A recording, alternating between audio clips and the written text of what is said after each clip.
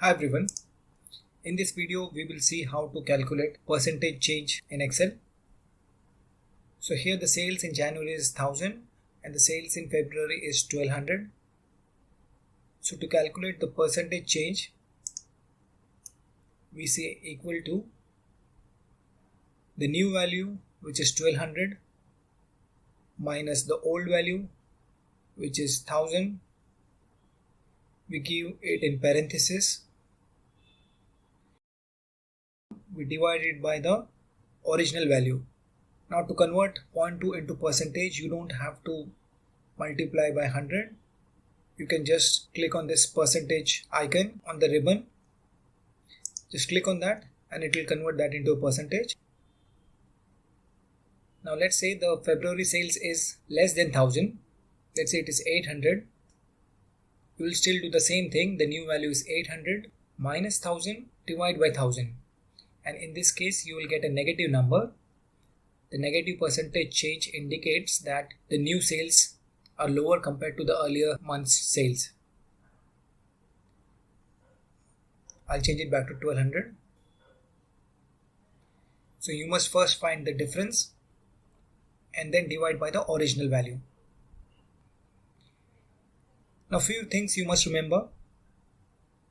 Always divide by the original number and not by the new number, because you're finding the change compared to the original number.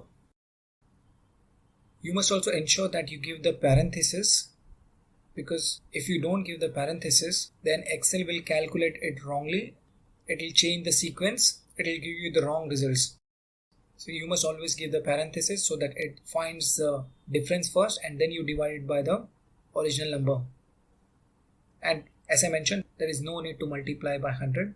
You just select the percentage icon, or from the drop down you can select percentage and it will automatically convert it into percentage. There's another way of finding the percentage change.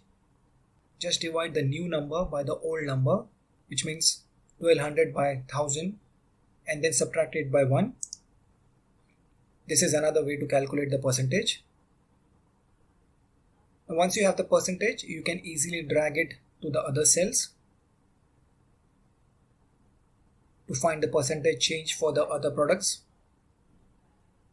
and the formulas will work fine because Excel uses relative referencing. It will automatically update the formulas with the new row and the new cells. You can also check out the video on absolute referencing.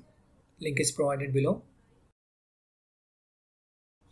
You can also change the number of decimals if you wish. Just right click, go to format, and here you can change the decimal places, how many you want, 2, 3 or more, less. You can also use conditional formatting to highlight the increase or decrease in percentage. You can apply this concept to salary increases, price discounts, monthly growth, sales comparison. That's all in this video. Subscribe for more such tips.